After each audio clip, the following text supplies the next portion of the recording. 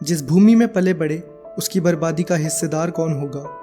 ये मिट्टी, ये नदियाँ और ये पहाड़, इनकी मौत का जिम्मेदार कौन होगा? उत्तराखंड में विकास की परिभाषा विनाश ही है। यहाँ हर साल भूकंप, बाढ़, भूस्खलन जैसी प्राकृतिक आपदाएं अब आम बात है और इन आपदाओं को बलशाली करता है यहाँ का अंधाधुंध विकास। और इस कहावत का एक नया किस्सा है उत्तरकाशी में हुआ टनल कोलैप्स।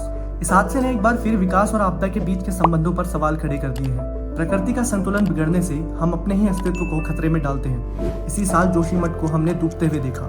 बारिश के मौसम में पहाड़ों में बाढ़ देखी। उत्तराखंड में ही 1000 से ज्यादा भूस्खलन हुए। हिमालय निकट भविष्य में आने वाले एक बड़े संकट के बारे में हमें चेतावनी दे रहा है। हिमालय एक युवा पर्वत है, नाजुक है, इसीलिए हर संभव जांच के बावजूद हम इससे आश्चर्य की उम्मीद कर सकते हैं। आगे बढ़ने से पहले इसी तरीके की और उत्तराखंड से जुड़ी हुई कहानियों के लिए आप हमर पहाड़ स्टोरीज के चैनल को लाइक, शेयर और सब्सक्राइब जरूर करें। उत्तरकाशी की सिलक्यारा सुरंग 12,000 करोड़ रुपए की 4 धाम को जोड़ने के लिए बन रही 825 किलोमीटर ऑल वेदर रोड परियोजना का हिस्सा है।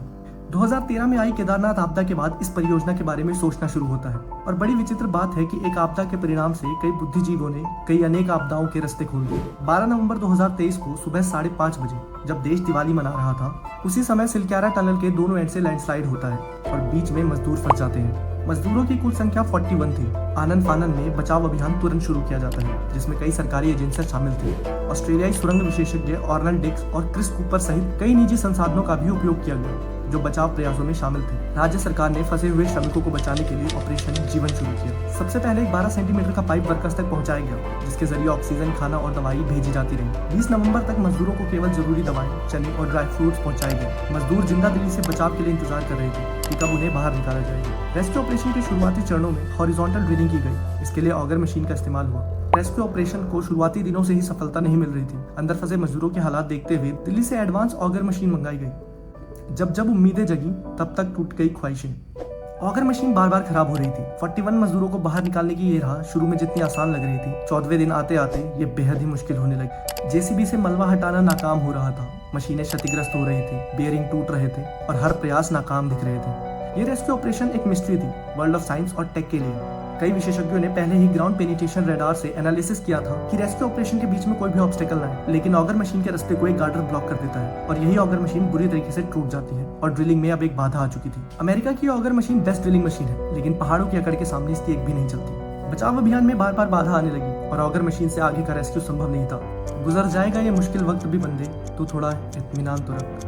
ऑगर मशीन के लोहे की वजह से 23 नवंबर को आई बाधा को दूर किया गया। फिर बचाव अभियान शुरू हुआ। बचाव दल ने मलबे को तोड़ने और फंसे हुए श्रमिकों तक पहुंचने के लिए हथौड़ी और छेनी जैसे मैनुअल उपकरणों का प्रयोग करने का निर्णय लिया। अधिकारियों ने सुरंग में मैनुअल ड्रिलिंग के लिए एक रैक माइनर का दल बुलाया, जिनका काम आखिरी 10 से 12 मीटर के फासले को खत्म करना था। 29 नवंबर को रात को 8:50 पर उत्तराखंड सरकार यह पुष्टि करती है कि सभी 41 मजदूरों को सफलतापूर्वक रेस्क्यू कर लिया गया है। उत्तराखंड के मुख्यमंत्री पुष्कर सिंह धामी और सड़क परिवहन राजमार्ग राज्य मंत्री वीके सिंह बचाए गए श्रमिकों के स्वागत के लिए घटनास्थल पर मौजूद थे। सभी श्रमिक सकुशल थे और उसी दिन सभी 41 श्रमिकों को एयरलिफ्ट करके ऋषिकेश के एम्स तक पहुंचाया गया। ये ऑपरेशन कई बार रुका, सुरंग में कंपन हुआ, मशीनें अस्त व्यस्त हो गई, लेकिन विशेषज्ञों और मजदूरों ने अपना धैर्य नहीं खोया।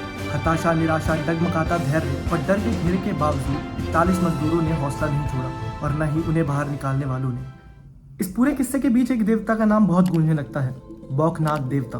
बाबा बौखनाग सिलक्यारा सहित क्षेत्र की 3 पट्टियों के इष्ट देव है। यहाँ नागराज के मंदिर में बाबा बौखनाथ की ही पूजा अर्चना की जाती है।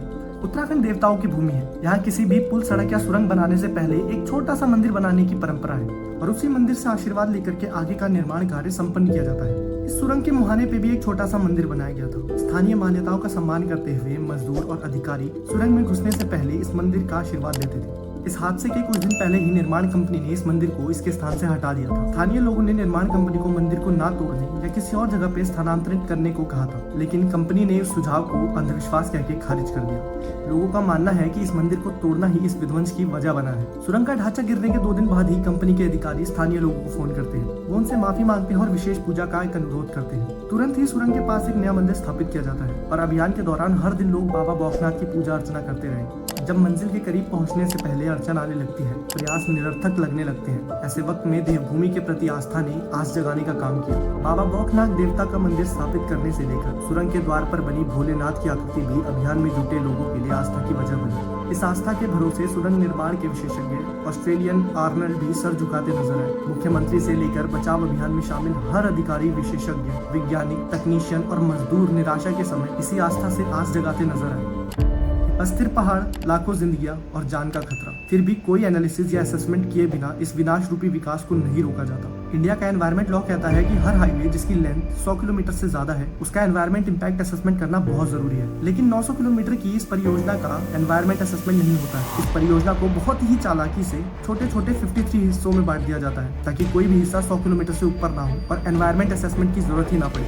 इस टनल का निर्माण नवयुग इंजीनियरिंग कंपनी लिमिटेड के द्वारा किया जा रहा है। इस टनल के निर्माण में कई सुरक्षा प्रोटोकॉल्स की खिल्ली उड़ाई गई। जब भी ऐसी टनल्स का निर्माण होता है तो एक एस्केप टनल बनाई जाती है ताकि आपातकालीन स्थिति में उस टनल का इस्तेमाल करके मजदूर बाहर निकल सके। लेकिन इस टनल में एस्केप टनल कभी बनाई ही नहीं गई थी। इस टनल के निर्माण में ड्रिलिंग और ब्लास्टिंग की विधि का उपयोग किया गया, जबकि विशेषज्ञ कहते हैं कि हिमालय जैसी संवेदनशील जगहों पे इस विधि का प्रयोग नहीं होना चाहिए। 2019 में भी इस टनल का एक हिस्सा कोलैप्स हुआ था। टनल को तो 2023 में ही बनकर समाप्त हो जाना चाहिए, लेकिन इसी तरीके के बार बार भूस्खलन की वजह से टनल का निर्माण स्थगित होता रहा और अब एक यह हादसा इसके भविष्य पर भी एक सवालिया निशान खड़े करता है। ऐसा नहीं है कि इस कंपनी पर पहली बार सवाल उठ रहे हो। नवयुग कंपनी पर तब भी सवाल उठे थे जब इसी वर्ष 31 अगस्त को महाराष्ट्र के ठाणे में समृद्धि एक्सप्रेसवे के निर्माण के तीसरे चरण के दौरान एक हादसा हुआ। निर्माण के दौरान एक गार्डर गिर गया जिसमें 10 श्रमिक समेत 20 की मौत हो जाती है। उस वक्त एक मजदूर के बयान के आधार पर कंपनी के कॉन्ट्रैक्टर के खिलाफ मामला दर्ज हुआ था। 3 महीने की जांच के बाद भी इसका अब तक कोई नतीजा नहीं आया है। हिमालय के व्यवसायीकरण की यह दौड़ एक विनाशकारी स्थिति में 17 दिन का यह बचाव अभियान उम्मीद और नाउम्मीदी के बीच झूलता रहा। पर आखिर ये विकास हो किसके लिए रहा है?